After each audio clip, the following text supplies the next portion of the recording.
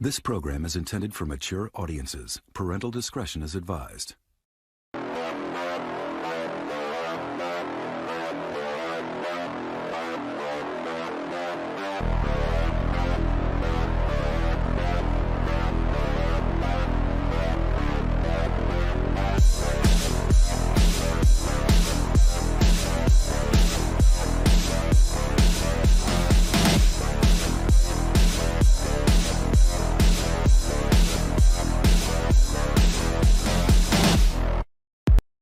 There we go. And now we are live. Hey, kids, welcome back to the Pop Culture Podcast. And that parental discretion advisory, well, that is definitely in effect this week because Hart Fisher is our guest, one of the most uncensored, unfiltered individuals that I have ever met. And I know you guys are going to get a kick out of him too. Hart, thanks for coming on.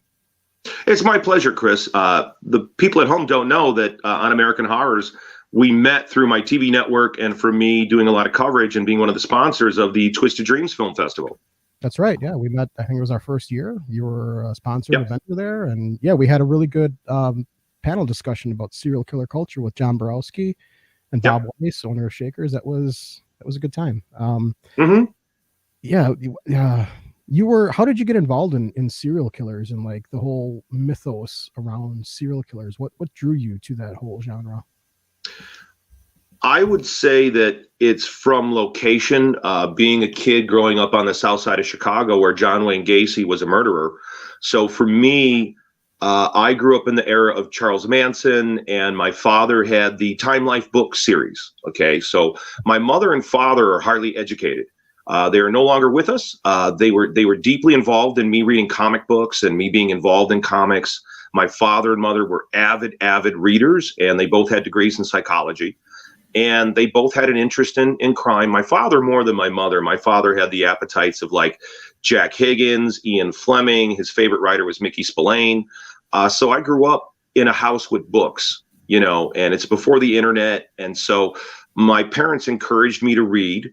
And my best friend, when I was like 5, he turned me on to comic books. So I started reading comic books at 5. I was Archie, Richie Rich, Little Lulu, all that stuff. And then I went into superhero comics, and I drew comics since I was 5. I've been drawing my own comic books and writing my own comics since I was a kid. And one of the most insane things that's come out, my mother recently passed away, and I had been going through her home, and I found every comic book I drew as a boy is there. She saved them all. Super Flop, The Beast, Spectrum, Super Steve, and Super Hart. I mean, all these little kid comic, Skateboard Down Mole Mountain, The Further Adventures of Johnny Sacco's Giant Robot, all this stuff. I didn't even realize how much I drew. I had no idea. And it's a giant box. It's a box, a huge cardboard box filled with all these books I drew. And it was really cool to see that. And she also had the original Buildable comics I drew. Most people don't know the character from Boneyard Press. Buildable was created by me in 1983 in algebra class in high school, and Buildable was based on one of my best friends. And all the characters in this comic, my mom worked for the Department of Public Aid, so that's probably also part of my interest in crime. So my mother worked in the projects of Chicago. My mother worked for the Department of Public Aid. Part of the reason she worked there was because it was a good job for a woman in the 70s and the 60s to be able to proceed. People want to talk about feminism. My mom was right there. My mother was a hardcore feminist, what I would call a reality feminist. It wasn't about isms. It was about actions. It was about where can I make a better wage? Where can I, as a woman with my education, proceed the best and seek a path to management? And the state of Illinois paid for my mother to get further her education in the management of people and the management in the workplace. So she rose up the ranks. So I came from a really serious pedigree home. My father was a Shriner. I know, Chris, you're a Mason. Mm-hmm. And so my father was involved in the Shrine. He was involved in charity events and all this crime stuff. I mean, we're in Chicago. So my father loved cop movies, Kojak. I grew up watching Kolchak and The Night Stalker as a little tiny kid, sitting next to my pop, watching all those crime shows, The Streets of San Francisco. And so I had an interest in Starsky and Hutch. And so my father had these books around, so I started reading them. And I started reading all the psychology books at a very young age.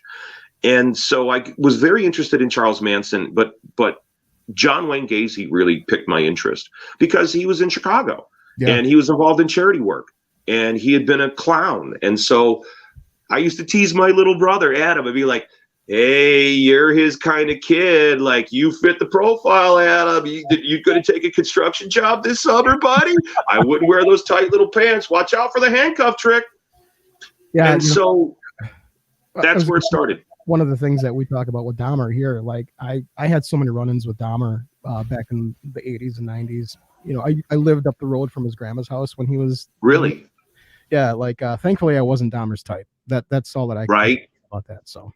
Yeah, but that's why do you think everybody's so interested in serial killers? You know, women are in love with serial killers, men are fascinated with serial killers. What is it about serial killers that we are so infatuated with? Well, as human beings, we forget that we're still human animals, and animals in the dark we're keyed. We have all these instincts. Most folks don't understand that the fight or flight response of your body's emergency system, the hormones that pour through your body makes adjustments, you get adrenaline, your pain tolerance goes up. Well, guess what? The sex response is the same. Yeah. So the sex response is the same. And people like television and horror films, that's safe, dangerous. That's a roller coaster for the mind. Now, I'm a victim of violent crime. I've had my loved ones have been raped and murdered. I've had suicides in my family. I've been the victim of violence. I've been the victim of sexual violence. So for me, a lot of that stuff was an attempt to understand what was done to me. It was the reading about it, like, why would this person do this to me? Why would this person pick on me, hit me, beat me up? And so it was self-preservation. You know, most psychologists become psychologists because there's something wrong with them, and they're trying to figure out what's wrong with me. What the hell's wrong with me? So it's funny that you bring up women, because your average person on the street, or the way it's presented to folks, they don't understand that the fact of the matter is the number one consumer of all true crime is women, especially middle-aged married women, for sure. Scorn, Forensic Files, FBI. But since I've been involved with the police, I've been involved in murder trials as a witness in my own loved one's murder trial. And I'm very aware of process, and I'm very aware of the police. I've worked with the police on many things, and I've trained with them in my martial arts training. I have many cop friends. I did a lot politically in Highland Park, Los Angeles, with my radio show Heart Attack Radio, where I talked about the reality of their situation as an officer, the reality of the fact that they're not making the rules, people. It's the people with the suits in City Hall. So you're going after the wrong people. You want to make a change? You go after the suits, guys. You go after the mayor, the city council. They got to change the law. I'm sorry, I digress. Getting back into true crime. Where I grew up in Chicago was violent. I grew up on the south side of Chicago. I saw a lot of violence. I had a lot of people that I knew that were victims of violence. I learned at an early age, never fuck with the cops. Never fuck with the cops. Don't fuck with the cops. There's a big consequence, especially if a mistake is made. Those guys are on a long job. Most people don't understand their shifts are like 12-hour shifts, 16-hour shifts. They're freaking tired. I don't know how good you do your job at hour 12. How good are you at your job at hour 13? And it's a super stressful job, and they don't have the training. They need more training. But then I digress. I'm sorry. We're supposed to talk about true crime and comic books, perhaps. You can talk about anything you want, Hart. I told you this was unfiltered, uncensored. You know, it's not like radio. Talk what you want to talk about. Well, you know, I came out because I know I can start ranting and I can start going off on these normal things, but I want to do something different. This is the 30-year anniversary of Boneyard Press.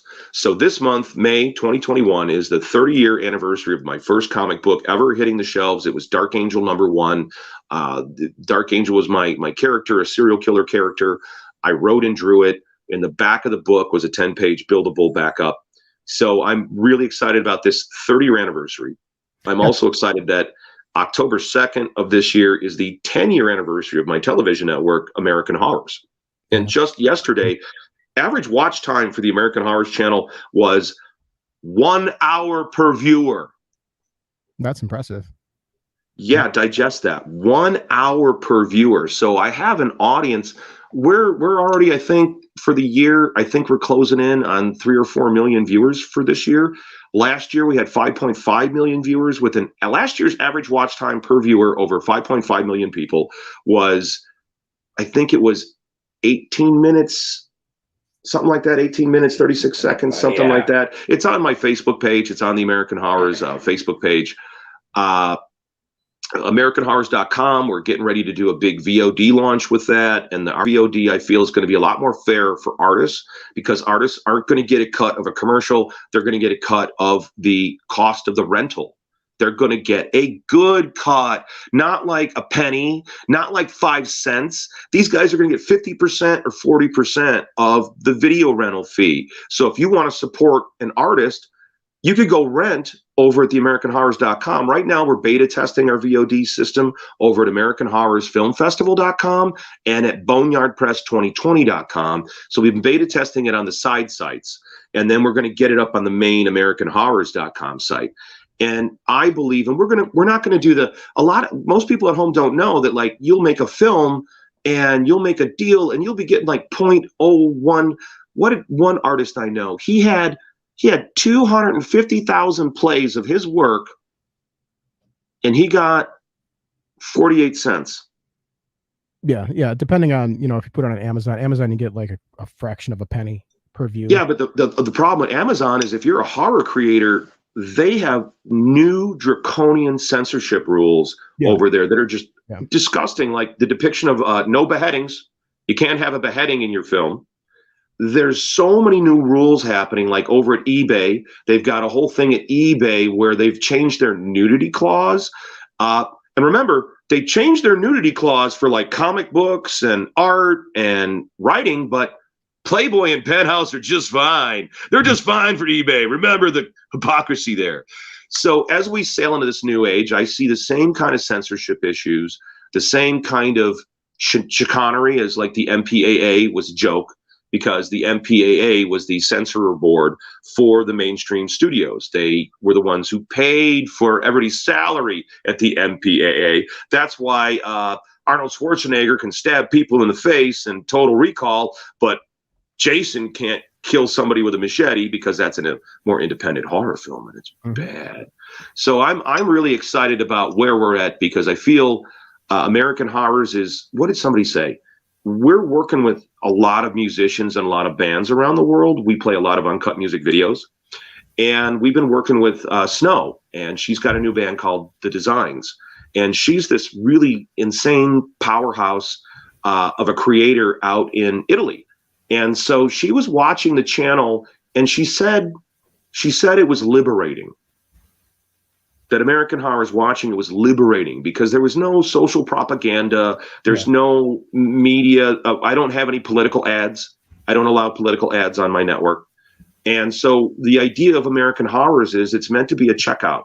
It's meant like if you're sick and you're in the hospital and you are recovering from something and you want to check out and relax and just watch some horror movies without politics or BS or some drug company selling you something with a litany of shit that's going to make you bleed out of your ass.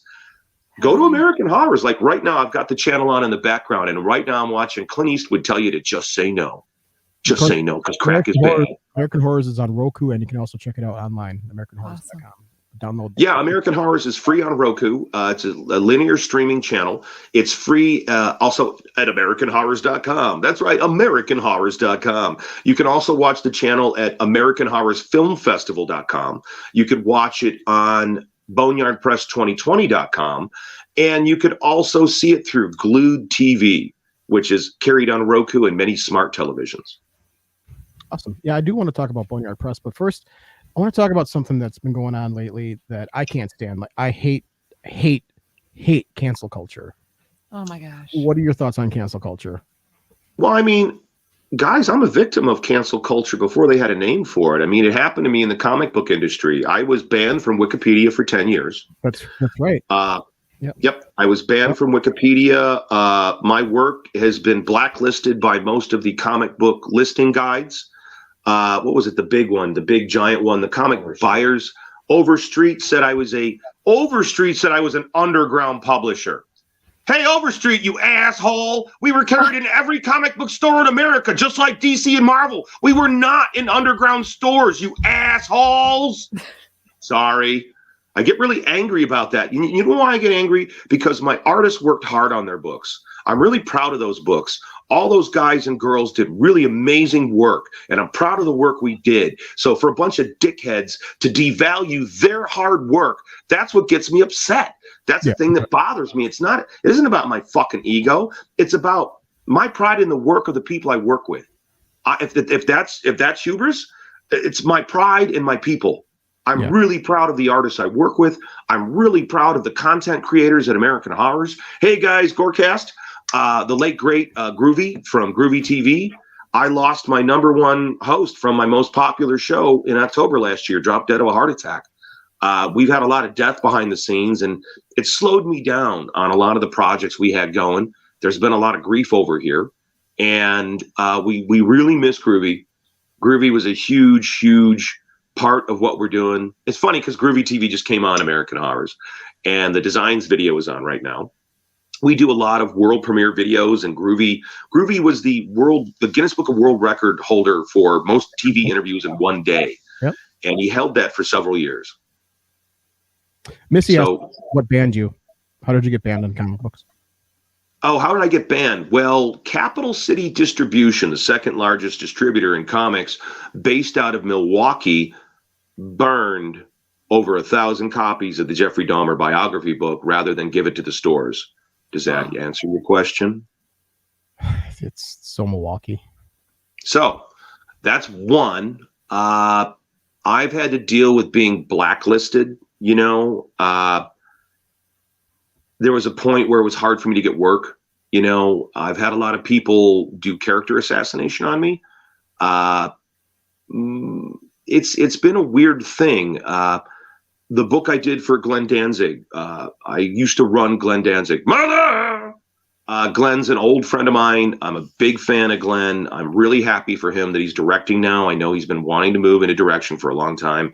My advice to Glenn, if you hear this interview, is it's okay to fail sometimes. All right, buddy? If you make a film that doesn't connect, it's okay. It's part of the process of making movies. You're not going to get it right every time. I wish you the best, and I really am rooting for you as a director. Glenn and I knew Glenn. I interviewed Glenn in the early 90s for, I think it was Hero Illustrated was who I interviewed him for. And I already knew him from running it in at comic conventions. I was a huge fan. And I got to run Verotic. And when I was the managing editor at Verotic, I co-wrote a story called A Taste of Cherry that was in Verotic #4 that was seized by the government in Oklahoma City. And that was part of the Planet Comics bust. So my book in Verotica 4 is officially banned by the American government or the state government in Oklahoma as obscene material to this day, as far as I understand. And that's a long story in and of itself. And that also revolves around political. A lot of this stuff involves politics. People are looking for a cross to use, a weapon to beat somebody up. And I was famous. Over the Jeffrey Dahmer comic. So because I'd done the Jeffrey Dahmer comic, which the victims' families tried to have banned, they sued me in court. We fought it out in court for many years. I won. If I go to court, guys, I normally win. And the longer I've been doing this, the more I fucking win. So let's go to court, bitches. Let's fucking go. I'll kill you. We had Carl Koo on a couple of weeks ago, and we were talking about him and his Dahmer film, which, okay, so I'm in Milwaukee, born and raised in Milwaukee. I lived through the Jeffrey Dahmer thing. Everybody was so outraged and, how could they do this? This Dahmer film. But I tell you what, I was working at a video store when that Dahmer film came out. We couldn't keep that fucking thing in stock for the life of us. We had like 6 copies, constantly rented out. People wanted to see that. Even I'm sure the victims' families even watched the movie. They probably rented it. I don't know. This holier than thou attitude. Like I appreciate what the families go through and what they're going through right now, but I don't know. I mean, these stories need to be told. I knew him. We do these talk shows and we do these talk show skirmishes, and you'd have time to talk to each other backstage, and Some of them were pretty nasty. When my girlfriend was raped and murdered, and I was on Sally Jesse, there were people in the front row from the victims' families that during the commercial break were yelling at me, "I'm glad she died. I hope it hurt. I hope she hurt," trying to get a rise out of me. So there's no angels there. They did a protest march on my house in Champaign, Illinois, when I was publishing Boneyard Press. You know, Boneyard Press was launched in 1991 in Champaign, Illinois. And I did it when I was finishing up college. I was a bouncer at Mabel's, and I was training for my first black belt in Taekwondo. So that's kind of where I was at in those days. And the whole Dahmer thing blew up because of the mass media, which is the driving force behind all the condemnation. Folks, you got to understand that you're being led around by the nose. There's nothing you could believe. I was fake news before there was fake news. When I was on CNN headline news, they did a thing called Murder by Numbers. And so their trick was I thought the crew, when they interviewed me, was really smart and they asked very intelligent questions. But then when the thing came on, what they did is they took the answer from this question over here and they made it the answer to this question over here. That's deceitful. It is. That's deceitful. Yep. That's a lie. Yep. So that's CNN in 1992 and 93, guys. Okay. So as an insider in the industry who had his own news department working for him, I had my own journalists that continue to work for me, continue to give me the inside scoop on stuff. They're lying through their teeth in the mass media. You can't believe anything you see on NBC, ABC, CBS. You just can't believe it. You can't believe anything you see on CNN. You can't believe anything you see on Fox. It's all spin, spin, spin. You got to cross-reference everything. Yeah. You got to cross-reference all the information. You got to go to RussianTimes.com and read the nasty stuff. Then you go to the source that they use from Newsweek, and you read what they had to say. Then you go source it from this other place. You can't just read it from any one source anymore because the news is completely partisan. And now we see that happening with the condemnation of this woke brigade and this cancel culture. Your cancel culture's weak, people. Your cancel culture's weak. You're a bunch of bullies. Hey, let's get about 500 people and go gang up on Dickie, and we're going to kick Dickie's ass in the schoolyard. All 500 of us. That's a bully. That's a gang. Yep. That's weak. That's weak here. Your cancel culture, you're weak. You're really mentally weak. You're not going to survive the coming things that are going to happen in our country. Our country's going to be changing. The world is changing. The politics are changing. The laws are changing rapidly. The thing with Amazon, I have a huge problem with all these companies. I have a problem with brick and mortar disappearing. Brick and mortar buildings are the life. Yep. I refuse to support Amazon. They have major censorship policy. They really go after horror in a way that's disgusting. I have a huge problem with their business practices. I have a huge problem with how they treat their warehouse workers. It's inhumane. The whole thing where those guys are on a clock like it's Nazi Germany and they're in Auschwitz and they're running in their wood clogs. Better get there. Oh, pee in the jar, pee in the jar. You better get the package, get the package, get the package, get the package. Oh, go shit in the box. Don't wipe, get the package, get the package. It's disgusting. And they keep us distracted with this horseshit while they dehumanize us on every step. They dehumanize us on every step. This notion of children going to school via video screen. So folks, you're telling me now that you're going to allow your child to bow down to an artificial authority figure. You're training your child to bow down to the guy on TV. That's what it is. You're going to go to work. And your kid's going to be busy with a stranger by himself with a camera on him in his personal space that is no longer his personal space. They've called the police on a kid because he had a BB gun on the wall in the background, and the cop showed up at his frickin' house. This is horseshit, folks. Horseshit. It's a primary reason for Boneyard Press to come back and be free. It's a primary reason why I do American Horrors, to show you that horror can be fun. They always want to demonize it and put skulls and oogie boogie. And it's one of the things I liked about what you did with the Twisted Dreams Festival, Chris, is I liked that you had so many different kinds of films, that you had such a wide flavor of what you put in the festival. You couldn't just pigeon. It wasn't just horror. It wasn't just extreme. It wasn't like a pigeonhole festival. Like, okay, I volunteered and worked at a gay and lesbian film festival in Los Angeles at the Los Feliz Theater when I was getting ready to finish my film, The Garbage Man. So I was a volunteer, and I wanted to learn how are film festivals run. But that's niche. When you say you're the gay and lesbian film festival, that kind of excludes a lot of material. And that's what I liked about Twisted Dreams, is you included a lot of material. You embraced everything: queer film, outrageous film, trauma film, exploitation film, from all stripes and spectrums. That's what I really liked and was excited about Twisted Dreams.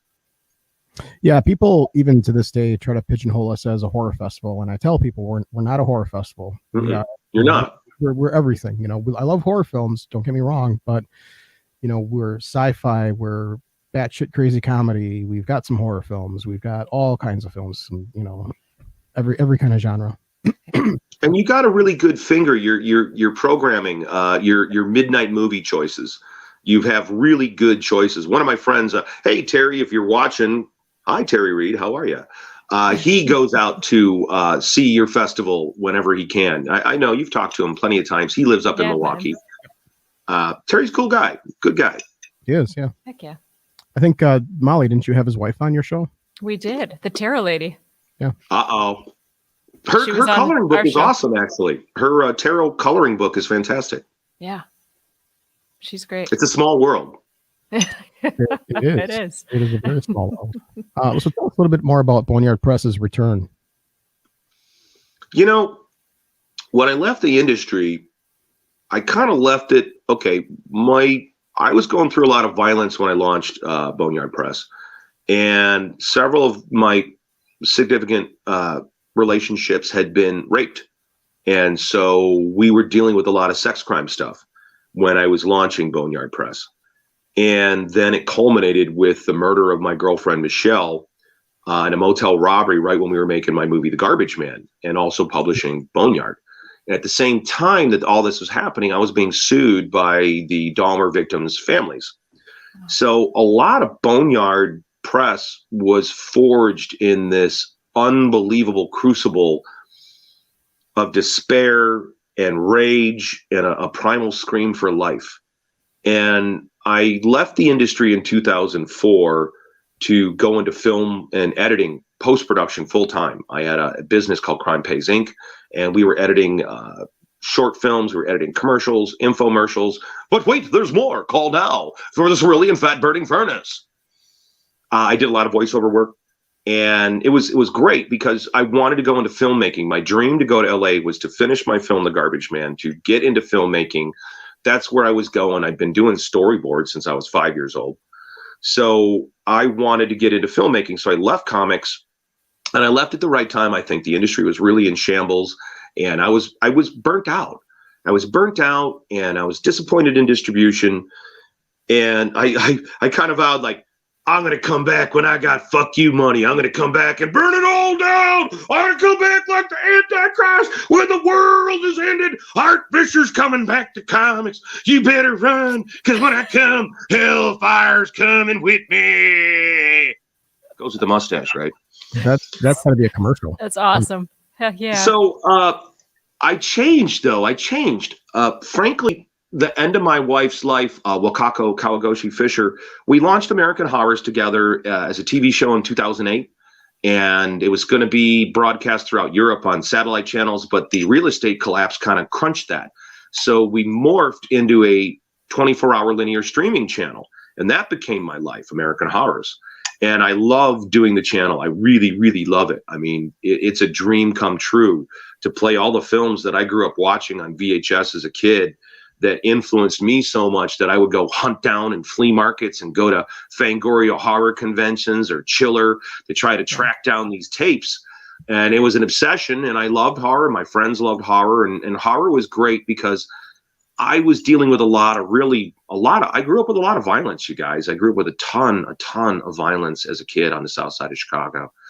And the horror took me out of it. The horror helped me process it. The horror films helped me process these puzzling emotions, how to process being a victim, how to process seeing your friends victimized, seeing your friends sexually victimized by somebody in their family and knowing about it and being a child and being helpless. So horror films were my checkout. And so American Horrors is meant to be that. When Waka and I conceptualized it, because Waka and I were this was our baby. We never got to have children. She had cancer. She had cervical cancer. She had to have a hysterectomy. So American Horrors is our child. And that's how I pursue it. It's why I can be kind of zealous. It's why I can be sometimes overprotective. And yes, I too can be a helicopter parent.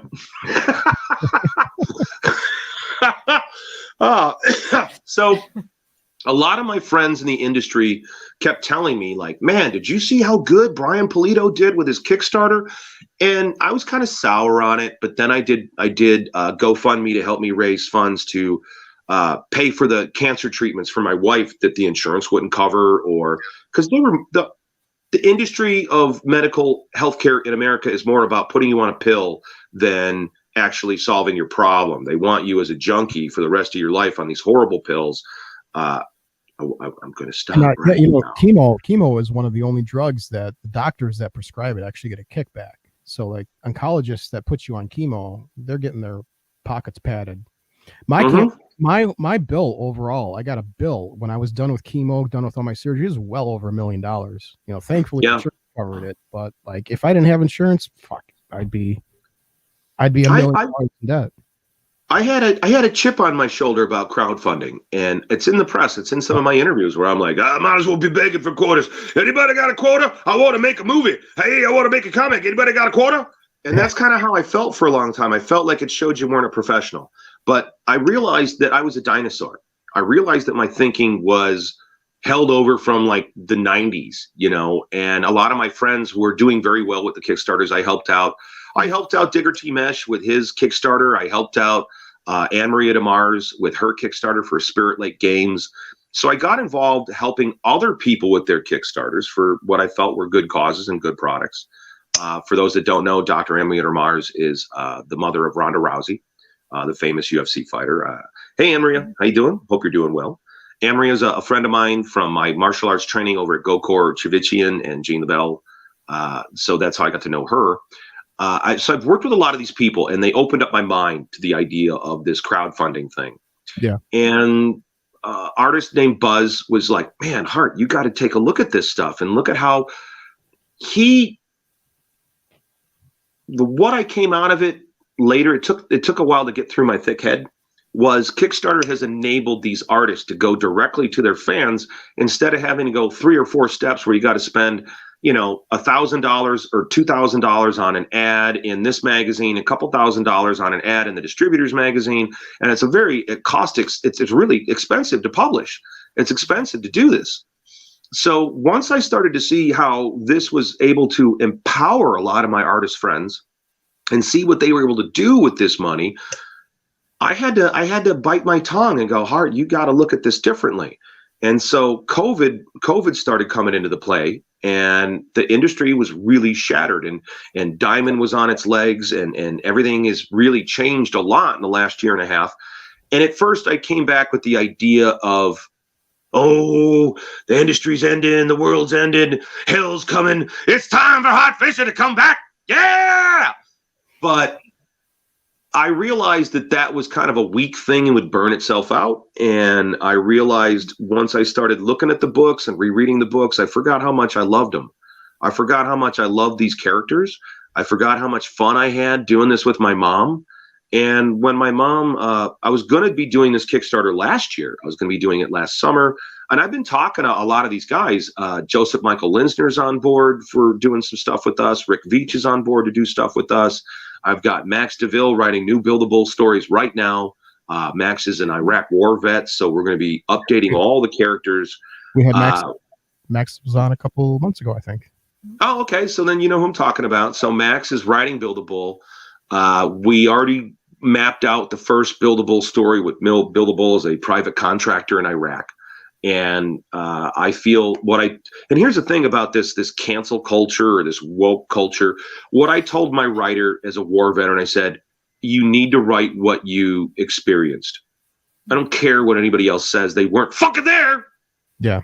I only care about you, Max. I want you to be honest with who you are as a war veteran, as a man who sacrificed his body and his health for our country. he deserves to have his voice as a creator. And if anybody wants to try to cancel him, I'm coming for you. Yeah. That's right. That's right. I've had a protest march out in front of my house. I've been on CNN headline news all day. I'm the perfect warrior to take on these fucking knuckleheads, and they're punks. They're a bunch of punks.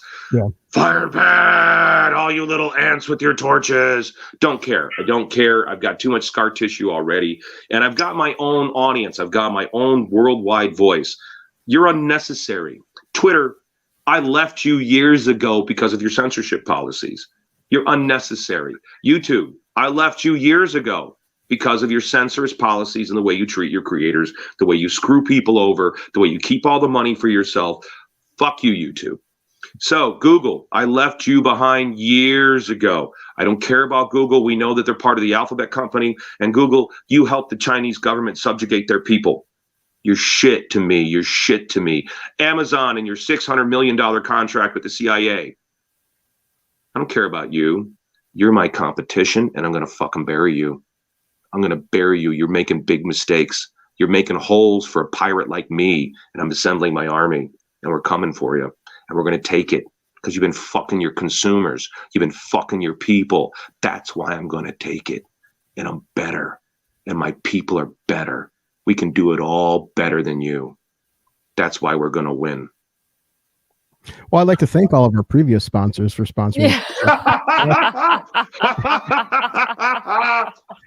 Only kidding. We haven't had any sponsors. We are self-funded, so you're free to say whatever you want, Hart. Don't worry about it. Well, that's the whole point. Is that's the part of being in America. That's the part of free speech. That's the part of the joy of it. And actually, I'm going to say something. We live actually in a really good point now. Okay, censorship breeds cleverness. Okay. Yeah. So when they try to repress you, that's how you make a bigger explosion. Okay. So the more they try to repress it, they've tried to censor Boneyard Press for so long. They've tried to ban us from this, ban us from that, hide me from this. My second year of publishing, I was in Hero Illustrated's top 100 most important people in the industry. I'm one of the only comics creators that people are still talking about 30 years later. I left comics in 2004. No looking back. So me coming back, I left the anger behind. I've left it behind. I'm coming back for the love. I'm coming back for the love of doing this work, of doing these stories, of working with my artists, working with my writers. I'm excited to meet the new fans. And I'm doing this out of respect for my mother. And a lot of this has to do with my mother's passing and her brain surgery last year. She almost died last summer. I saved her life. I actually showed up at the right moment and was able to save my mother's life. Ooh, heavy. Wow. That changes you. It changes you. And my wife's death from colon cancer, it beat the piss out of me. It beat a lot of the anger out of me. It just knocked a lot of the old rage is just gone. I just can't care anymore.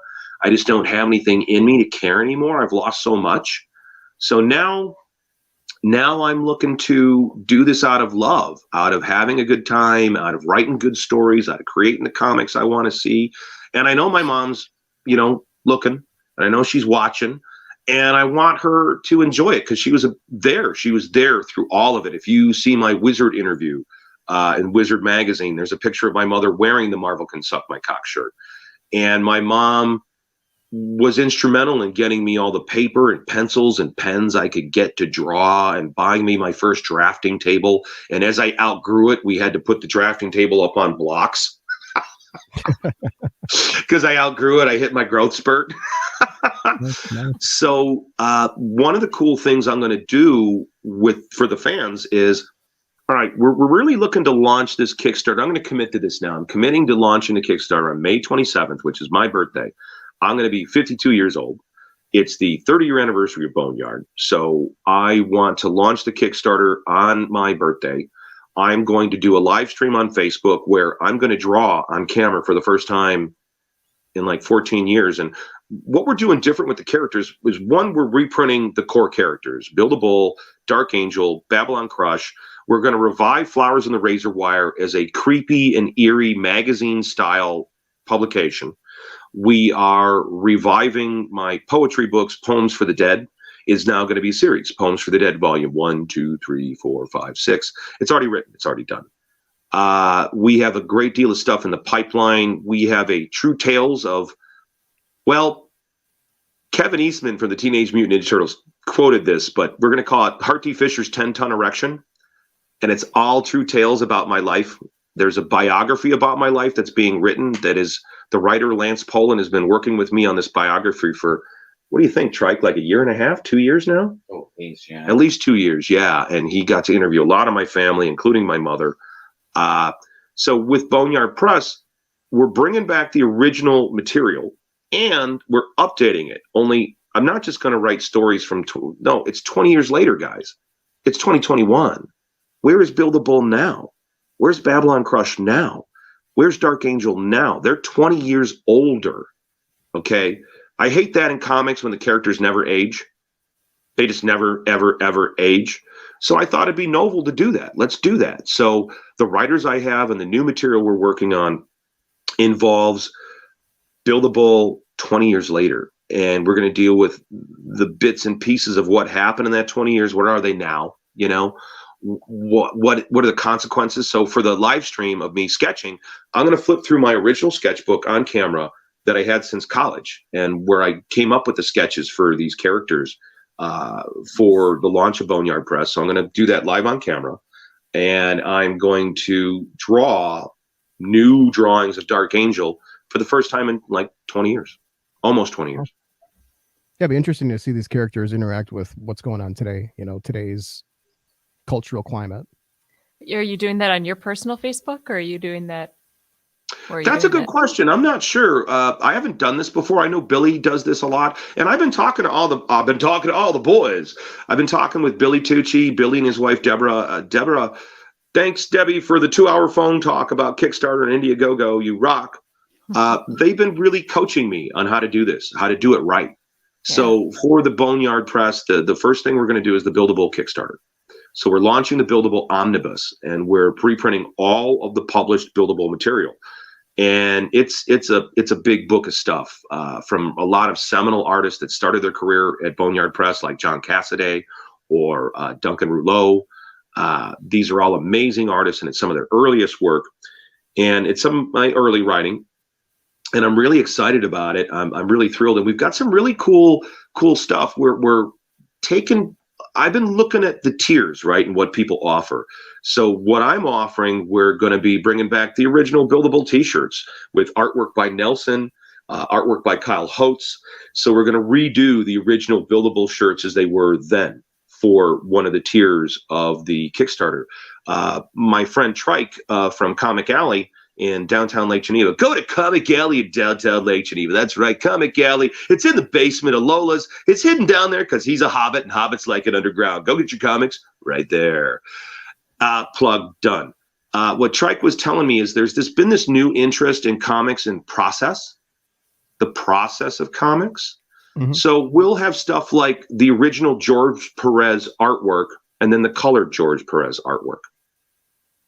You get what I mean? We're going to be publishing in our trading cards will be, you get the black and white version of this work instead of the color version of the work. And I think that's pretty cool. And one of our stretch goals that we're going to be doing with Buildable, I'll go ahead and announce it. We're going to be doing floppies. I hate to use that word. I hate that word. We're going to be publishing the original Buildable comics from high school that were hidden in my mom's attic. So the original Buildable that I drew like in 1983, that's going to be a stretch goal. And I think that's pretty cool. It's super rare. Only people who have ever seen this stuff are my buddies that I sold the books to in high school. Wow. That's awesome. Yeah, and we've got a lot of really cool stuff. Rick Veitch artwork for the Dark Angel Kickstarter, Stephen Bissett artwork. The Kyle Holtz stuff is fantastic. And I've been talking to these guys. One of the great things about coming back to comics is getting back in touch with everybody and talking to them and seeing what's going on. And it was great to see what's going on with Billy. I remember having dinner with Billy and Brian Polito, and some shit went wrong. So the only reason I was able to have dinner that night is because my fan was buying me dinner. And we were in some Chinese restaurant somewhere on the East Coast. I think it was in Philadelphia. Maybe I'm wrong. And it was before Billy ever even published She, and it was before Brian ever got Evil Ernie out there. So it's been interesting to see the arc of these guys. And Billy's a stand-up guy. Joseph Linsner's a stand-up guy. It's been great to talk to these guys again and see if they're interested. And they are. Everybody seems really excited about me coming back to comics, which surprises the shit out of me. Maybe I'm just negative. That's awesome. And we'll if you're watching the replay on this, I'm going to be sure to put the Kickstarter links in this video. Yeah, we'll get that up. The thing is okay, I've been meaning to do the Kickstarter, but every time I'm ready to launch it, one of my people has died. Fuck. So it's been like this. I've been trying to get this thing up for a year. And the thing is every time someone's died, it's given me a different perspective of why am I doing this? What's the purpose of this? Why am I doing this? And it's joy. It's real. It's the pleasure of doing it. It's the pleasure of getting involved in comics. And the thing is, with my successful Kickstarter, I'm not going to give you my total evil diabolical plan, but I'm working on distribution outside of everything anybody's ever thought of for comics. Really? That's interesting. Can you give us a hint? It's going to change. You ever thought about comics and vending machines? Oh, that's an idea. That's one. Like in Japan. Japan has a vending machine for everything. Well, I did have a Japanese wife, didn't I? There you go. I've been to Japan. So perhaps I might have learned something from that culture over there. That was one of the great things about having a wife from another country, having a Japanese wife. Waka brought a perspective to me and a perspective to my business and even comic books, because for the first time I had a girlfriend whose whole family read comics. Her dad. When I went to Japan, her dad had all the trade paperbacks of Gogol 13. Which is a really cool Japanese manga, kind of like a assassin, like a Mickey Spillane, Mike Hammer assassin, Gogol 13. And it was really cool to go to her home where she grew up as a kid in Ishikawa Prefecture and to see all this stuff, all these comics that for them it was all normal. For me, growing up as a comic fanatic, I was the weird kid. I was the weird comic book kid. And then when I got to college and I started reading avidly, I'm an avid reader, guys. I'm an avid reader. And so is my mother. Like, one of the interesting things about her passing, and even before her passing, we were swapping books back and forth. So in going to her home, I found bags of books that she bought. So I'm going through these bags of books and reading them. Just reading what I find interesting. And it's kind of weird to know my mom read these. My mom went to Target and bought these things. Yep. So a lot of this is joy. It's about reliving good memories from the past. It's about forgetting the terrible shit and be focused on the really amazing stuff, because Boneyard Press and doing comics was a dream come true for me. I mean, at times it was a nightmare, like Excalibur with Merlin, but it was a dream come true. And I got to work with my heroes. My time running Verotic for Danzig and working with Danzig was amazing. And I've had a 25-year relationship with him. I haven't talked to Glenn since I left LA, but I got to have this amazing relationship with him essentially through comic books. Okay. Ricky Rocket from Poison, the drummer from Poison. Mm-hmm. I got to know Ricky and hang out with Ricky because he did a comic book company in the late 90s. And I knew one of his editors, Mark, God rest his soul. And I got to know all these amazing people through comic books. And it was wonderful. It really was. It really was to be able to sit there with all these people you grew up. I'm a huge Rick Veitch fan. I'm a huge Stephen Bissett fan. Stephen was a huge influence on me and being brave as a publisher. Stephen really taught me how to be brave. He published a book called Taboo, and he specifically looked for taboo subject matter, and he did it in a really positive format, trade paperback format. And I believe that's where Alan Moore did a lot of amazing work too. And so I'm highly influenced by my forefathers in the industry. I am very excited to come back, and it's kind of weird to come back and realize that now I'm that old legend. I'm that guy that's did it all. I'm the guy that faced down a protest march and said, fuck you. I got a band. I got a band. You want to protest march my house? Well, Third Stone's going to crank up the tunes, and we're going to start singing some songs. We got barbecue in the back, and we got a keg, and we got a SWAT truck up here. You think I give a fuck what Twitter says? I've had a protest march on my house. I had death threats. I had stalkers. Part of the reason I left LA is I had stalkers. You think I care about Twitter? You think I care about cancel culture? I care about a gun. I care about a guy with a bat in my alley waiting for me to take out the garbage. That's what I care about. What you say about me online? I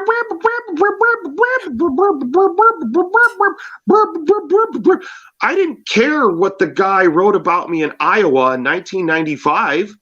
Why do I have to care now? Why do I have to care? Why? Did they buy my book? That's what I care about, right? Like, so when I would do comic conventions, I love meeting the fans. So did they buy the book? If you buy the book, I care. Buy the book and I'll care, okay?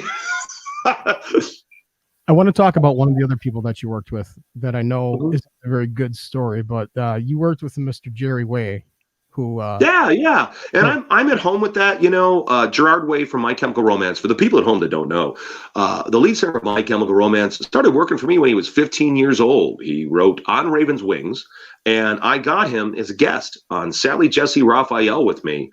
He wasn't a guest, but he was in the audience, and his mom was sitting with him, and he got to ask a question on the air.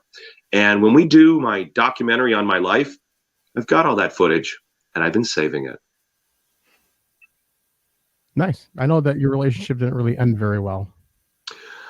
Well, you know, it's one of those things where Dark Horse and Gerard colluded together to defraud the comic buying audience to get a bigger bump on the initial release of the Umbrella Academy. And they knowingly told fan clubs and MCR fan clubs. This is how I found out about the whole thing, is the head of an MCR fan club that had On Raven's Wings, that was a Boneyard Press fan, contacted me about this. And then once I found out about it, I flipped my lid. I lost my shit. I lost my fucking shit. But that was around the time, too, that my wife was going through cancer. And the way Gary handled it was when allegations came out and the truth came out that they had lied to the audience. They had lied and tried to hide the fact that if you're a comic book collector, and if you would understand that your first published work is your most valuable work. Sure. So when you make the claim first published work and you put it in all your advertising materials, that's called fraud, Dark Horse. It's called fraud. No, Gerard, that's called fraud. You're lying to your audience. You're lying to your retailers. And your retailers are your partner in business. When you do business, the retailer is your partner, okay? If you do movies, the theater owner is your partner in business. That is how it is. And people forget that in corporate America. That's why I'm going to beat the shit out of them now, because I'm not dealing with a bunch of sick women anymore. My wife, Waka, had been dealing with these cancer issues for 12 years. And then I went right from my wife's issues to my mother's health problems. Well, now it's just me. And this is my only focus. I'm here to create. I'm here to do good work. I'm here to work with people and be cool, help artists make a living. And if anybody gets in my way,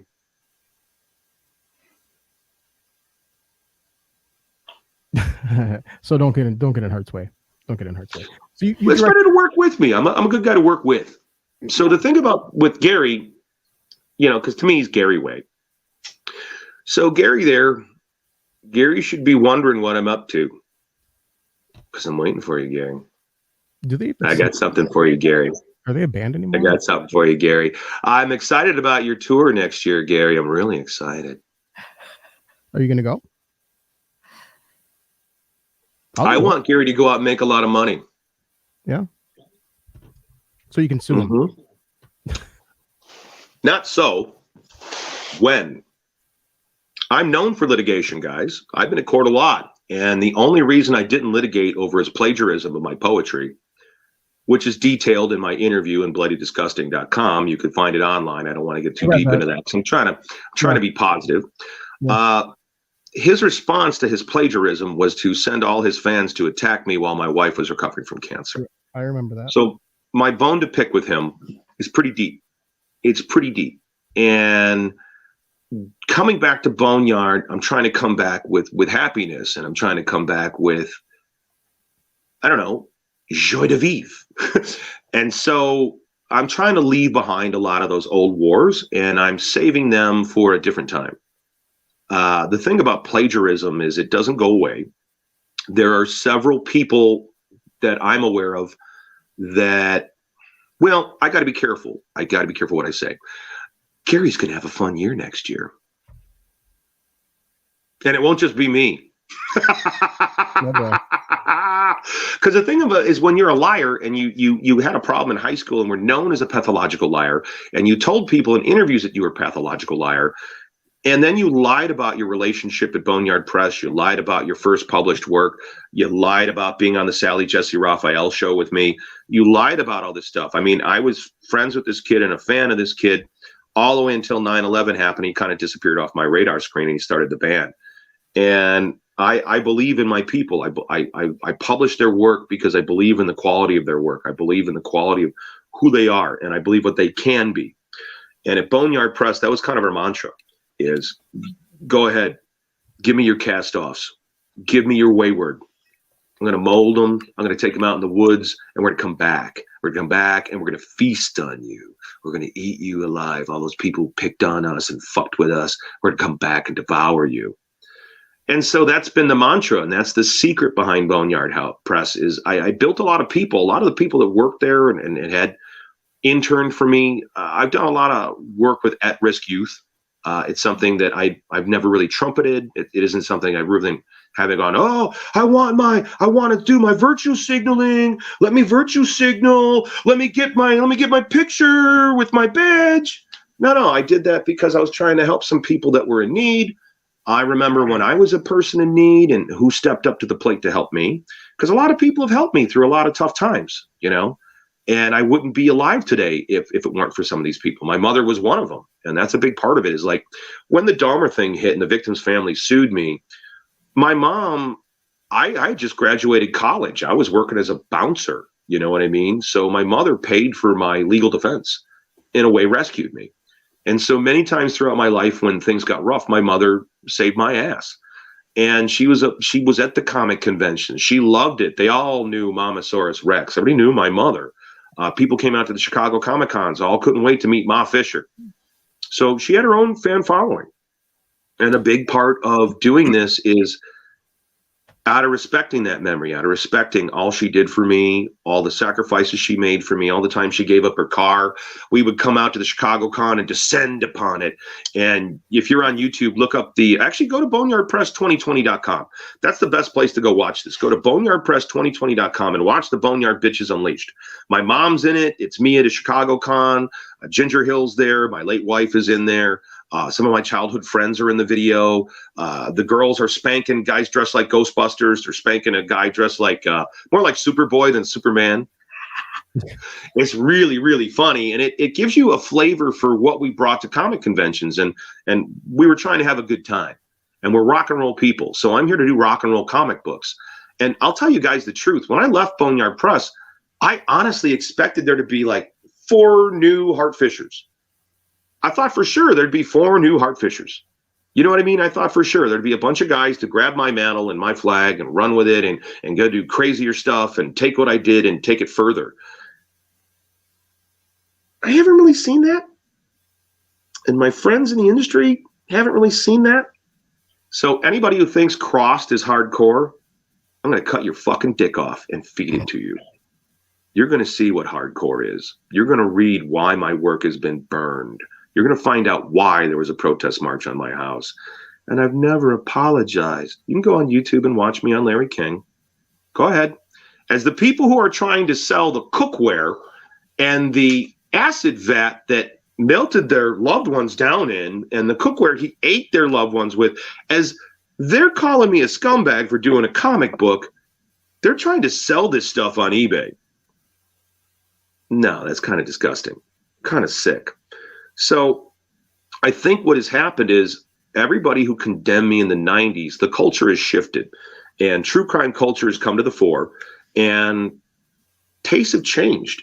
And also tastes have gotten kind of weak because everybody's afraid of cancel culture. They're afraid of what's going to happen if somebody's upset with them on Twitter, or you said the wrong thing, or is Amazon going to cut sales because I'm not woke enough? Are there enough people of color on my publishing board? Yep. Oh, God, Jesus Christ. You said the wrong thing 10 years ago and somebody goes through your Twitter history or your Facebook. That's the craziest thing, that you could lose your job for something you said 10 years ago. Hey guys, you got to make mistakes. You have to allow somebody to correct their mistake. You got to give somebody a chance to fail and get back up again and be a better person. I didn't just condemn. I know white supremacists. Do I just condemn them? No, I'm slowly trying to convince these fucking dumbasses how fucking stupid what they think is. But you're not going to do that by just beating them in the head.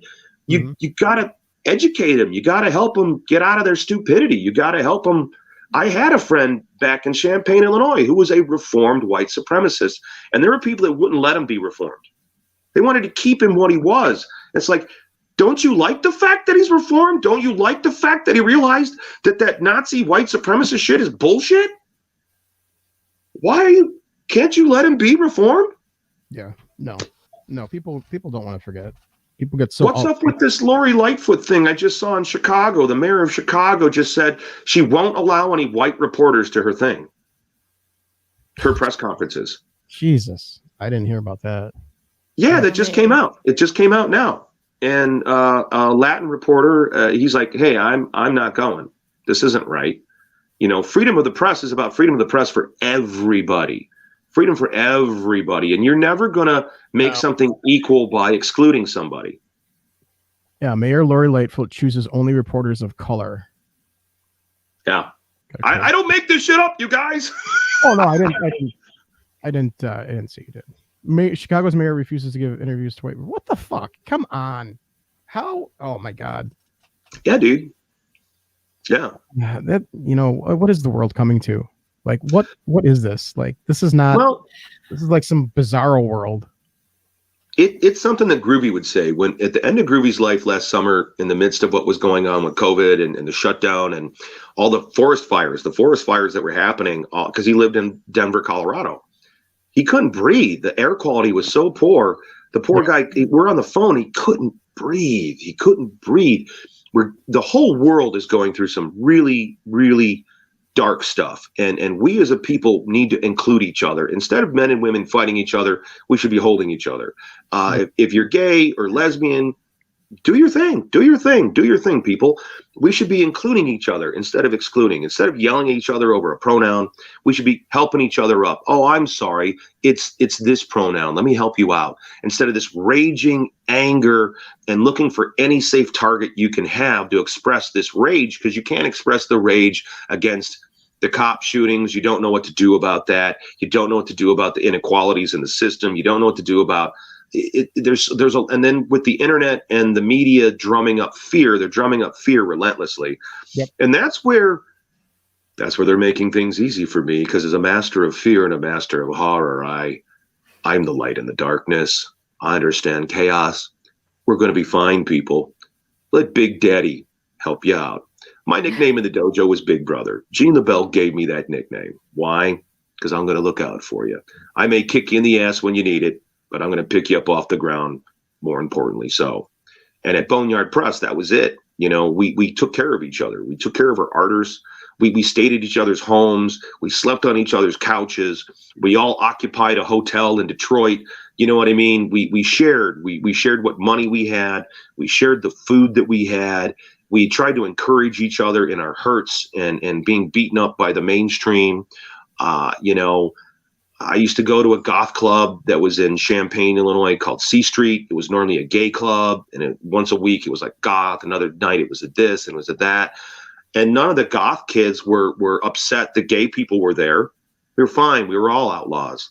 We were all counterculture. And this notion now that you're going to cancel somebody, no, you need to be inclusive. Excluding people is a path to destruction. We need to be inclusive. And if we have to argue sometimes, that's okay. If we have to agree to disagree, well, that's life. That's life. Not everybody likes deep dish pizza. Everybody wants anchovies. That's just life. If I don't want to suck that dick, I'm not going to suck that dick. I'm sorry. I don't care if you're going to try to guilt trip me. You're going to try to convince me of this or that. Well, gentlemen, I like the ladies. There you go. There you go. Yeah, I don't know what the world is coming to. I don't know, this cancel culture, virtue signaling. You know, I say this every show. It seems like social media has been the greatest invention of the internet and by far the worst invention of the internet. Social media has brought us to an all new low as a society. Well, what it's done, Chris, is it enables people to hear what they were already saying. Okay, as a child of, I was born in 1969, as a kid of the 70s, as a kid who grew up in the 80s, we had all this cancel culture in my college in 1987. All the radical feminism that hated on men. Ladies, you're not going to get anywhere hating on men. Okay, if you've got a Neanderthal, help educate the Neanderthal. Like I do that. Like if I hear some guy talking about shit, like I've been in a bar and the girl jumped up in front of me and jumped on the bar and she's twerking and it's like, wow, that looks good. Oh my God. And some guy's overwhelmed. Some younger guy reaches up and puts his hand on her butt. I reached over and I took his hand off her butt. And I said, hey, little fella, she's going to dance up there longer if you leave her alone. Just enjoy the show. It's that simple. Keep your hands to yourself. Maintain the whole social distancing. That's why I'm laughing about this. Like, I'm a guy that's always yelling. Okay, I'm recently single. This is new to me, being single in this fucking age, guys. After being with my late wife for 17 fucking years, I have now been like dumped on the shores of modern dating. Married for 20 years. I don't know what I would do if I was single. It's interesting, my friends. It's interesting. And I would tell you that a lot of these ladies are in the Me Too generation. They're quite assaultive. I've been sexually assaulted by some of these ladies in the Wisconsin bars here more than once in the last couple of years. I've been sexually assaulted and battered several times in these bars. I don't know what the fuck. I'm 6'2". I'm 230 pounds. I'm a martial arts guy. I was a bouncer, but I can't keep the drunk broad from just walking over and just grabbing my balls at the bar. Out of nowhere. Like, hey, what the fuck? That didn't happen to me in LA. 22 years of living in LA, nobody walked up to me in a bar and just grabbed my junk. Need to wear a cup. We just wear a cup. That's what Trike says. They want it. My friends want to buy me a cod piece. They want to buy me, but that ain't cool. Ladies, keep your hands to yourselves. If you're going to complain about what the guy does, okay. Yeah. Ladies, there's been an upsurge in violence with women. The number one new customer for the United States jail system is women. Okay? So, enacting the violence of men doesn't make you a feminist. To repeat the mistakes of the oppressor is bullying. You're making their mistakes. Punching somebody out isn't the right word. I don't run around bars punching people out. Okay, I'm Mr. Scary Horror Guy. Look out. I run around with a knife in my back pocket. I don't have a scream mask. I'm not jumping out at people around corners. You get what I'm saying? Like, yeah. I keep my hands to myself. I respect my space. I respect who I am as a large guy. You get what I mean? I'm not running around grabbing women's asses and shit. Jesus Christ, guys, keep your fucking hands to yourself. And ladies, it's the same thing. Have some respect. Keep your fucking hands to yourself too. Yeah. Molly, do you go around grabbing guys' junk? All the time. No. I was raised with treat other people the way you would like to be treated. I mean, so you do go around and the golden rule, right? No, golden rule. Do unto others as you would have them do unto you. That's it. It's that simple. You know, for real. So it's a weird time for me being single in Wisconsin. I'm not from Wisconsin. I grew up on the south side of Chicago. I went to college at the U of I in Champaign-Urbana. I moved to LA. I lived in Los Angeles for 22 years. Mm-hmm. So coming back and living in Lake Geneva, I love it. I love it. I love it. But it is culture shock for me because it's a different culture that I'm used to. Yeah. And seeing the same people all the time in the bars is new. That's awesome. Oh my God, it's funny, but there's a lot of good people here, and a lot of people really have helped me like recover from my wife's death, and I found a lot of good friendships here, and there's a lot of talent here. I've gotten to work with a lot of amazing people. When you guys watch not Boneyard, AmericanHorrors.com, my film crew is all Wisconsinites. I didn't import anybody. Our camera crew, our head of photography, she came on board with me in 2018 when she was 20 years old. Okay, so half my crew are women, and all of my crew are Wisconsin locals. All of my actors are Wisconsin locals. I work with all the local businesses for my film festival. I've always dreamed of doing a film fest. That's part of why I checked out Chris's Twisted Dreams Fest. I wanted to see what was going on here, around here. And so I started the American Horrors Film Festival in 2017 when my wife was in the hospital, and got that going. And the town has been really receptive. The town has been fantastic. The local businesses have been they've really embraced me. I've worked with the local police departments. I've worked with the local parking departments, local businesses. I got to shoot at Thumbs Up in downtown Lake Geneva. They let me have the run of their business. Hogs and Kisses, they opened up on their day when they were closed for me. A lot of other businesses have let me work with them. Northsiders in downtown Lake Geneva, we did a rock concert with them last year. I want to do more work with them. A lot of these businesses have been fantastic. What was some of our sponsors for the shirt? The Earth Cafe? Heart and Soul. Heart and Soul Cafe. We've been working with a lot of these guys. Frank's Original and Clock Tower Pizza. I went ahead and I've been trying to use the festival to promote all the local businesses, to promote all the cool stuff that's going on in downtown Lake Geneva, all the cool stuff that's happening in Lake Geneva besides the lake.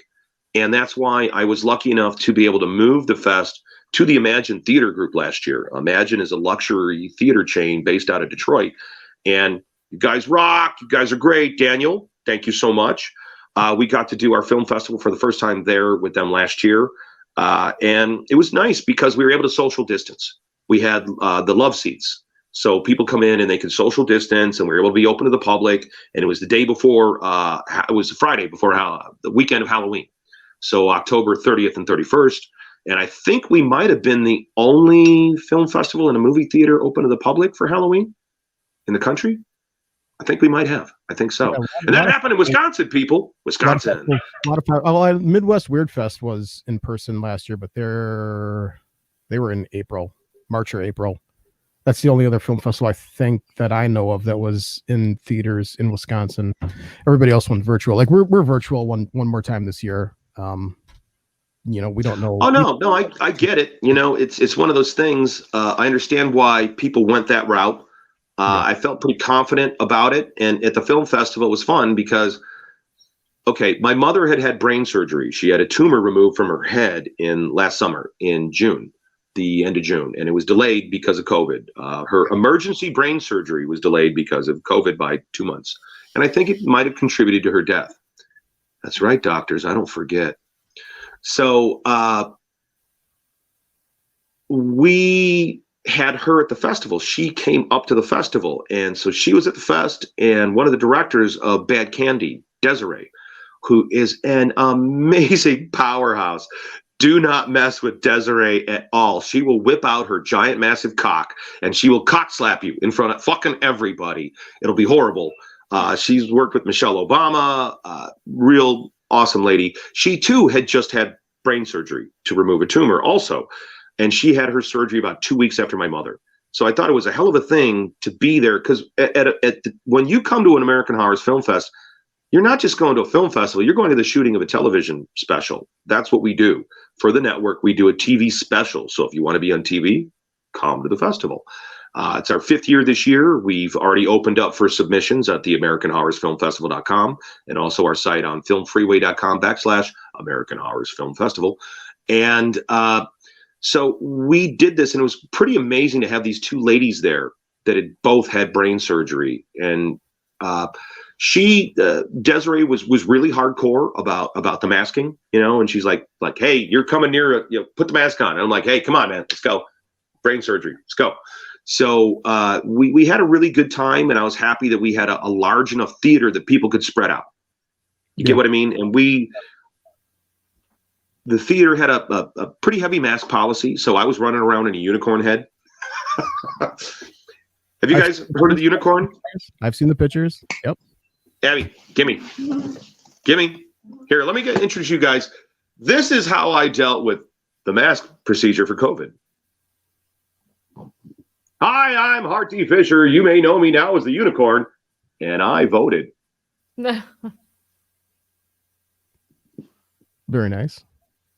Well, this is how I kind of handled it. I would go to stores and stuff, and if somebody needed me to wear a mask, You wore a mask. I wore a mask for them, and this is a lot more comfortable. And I felt that it separated my droplets from them better, and I could clean this and I could reuse it. So therefore, I didn't contribute to land waste or pollution by dumping it on the ground. Lysol. Oh yeah, and believe me, you don't want to wear this after you've had a big sushi dinner. Sushi belches in this thing are awful, absolutely awful. I don't understand how anybody would want to be an astronaut and put their head in that bubble. They got to be burping. They got to be belching. I would never want to have to wear a hazmat suit. My experience of wearing this goddamn thing and wearing a mask, it all sucked. It also messes with me. You know what I mean? It kind of messes with me. I don't think I've made it too public, but I was recently diagnosed. Well, not recently, a few years back. I've been talking to a doctor about it, who's been helping me. From all the violence, I have post-traumatic stress disorder. And so I've been undergoing psychiatric care to help me deal with this, to figure out what my triggers are, to help me deal with why I do some of the things I do and why I get so goddamn angry sometimes. So it's been kind of interesting to come back to Boneyard Press with these new tools, with these new perspectives, and also a different kind of embrace. The people in the industry are really embracing me.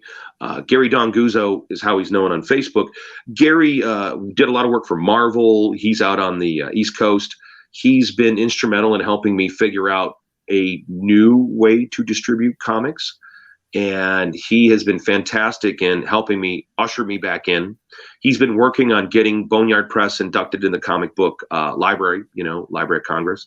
Mm-hmm. And there's a lot of people that are very, very, I don't know, it's kind of weird because I'm so used to condemnation and I'm so used to finger wagging. You naughty boy, why are you writing those terrible stories? You scared me too much. Don't scare me. Write something like, I don't know, J.M. Patterson. Write me a profiler book. Yeah. So my stuff just isn't like that. None of the creators I choose are like that. But the guys are really, really excited about Boneyard Press coming back. The stores are excited about Boneyard Press coming back. And man, the fans are excited about Boneyard Press coming back. That's a big thing for me. That the fact that there's so many people like cartoonist Kayfabe with Jim Rugg and Ed, is it Piskor or Plisker? Pisker. So Ed Pisker and Jim Rugg. I know Jim out in LA. And so these guys have been doing this cartoonist kayfabe and talking about outlaw comics and stuff. And that really piqued my interest, the idea of outlaw comics, because the stuff I hear them talk about, I'm like, you're not an outlaw until you're banned, motherfucker. You're not an outlaw until they protest march your house. You're not an outlaw until they burn your work. You're not an outlaw until you got death threats. So while I really like the coverage and I really appreciate everything they've had to say, it's very positive. I look at the work, and except for North Star Comics, except for Faust or Michael Diana, I don't believe there aren't outlaw comics. There is no such thing. The only outlaw comics, in my opinion, is Michael Diana, Tim Vigil and David Quinn, and Boneyard Press. Oh, and I'll say Verotic. Glenn Danzig, you too. We're the people who paid the price. We're the people that were the outlaws. We're the people that had our work removed from tables at comic conventions. Okay? People that owned the Novi Center in Detroit. This little old lady sent her representative around Novi, the Novi Expo Center. And he went to every booth. And he went on and decided what you could display. Didn't matter that you spent, hundreds of dollars to be there and you signed a contract that told you what you could display. Now all of a sudden there's this other person there and they're telling you, you can't have that on your table. And they don't have a reason. There's a reason why. I don't like it. It can't be on that table. Now, they made Joe Monks and Joe Linsner remove Sex Sells, their issue from Cry for Dawn, Sex Sells. They had to take it off the table. They couldn't sell it. So this fucking jackass dick comes up to me and comes to my fucking booth and tries to talk to me about it. He wanted to remove from my table the Tracy Lords comic book. Now, this was an unauthorized biography of Tracy Lords. Now, I'm a responsible publisher. I'm firmly aware of what mature readers is. I'm firmly aware of what you can put on your cover and what you cannot. And I understand when you have a family show.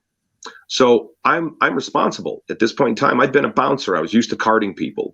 If somebody came up and I thought you were too young, I would card you to make sure you were of age to buy this book.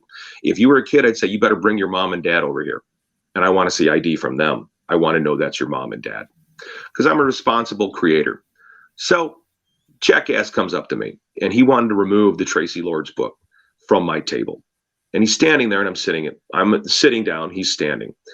And the Tracy Lords book is right next to another book called The Lazarus Pits. And The Lazarus Pits was about a demonic whorehouse. And on the cover of The Lazarus Pits is a sapphic image of a woman licking another woman's bare nipple. Okay.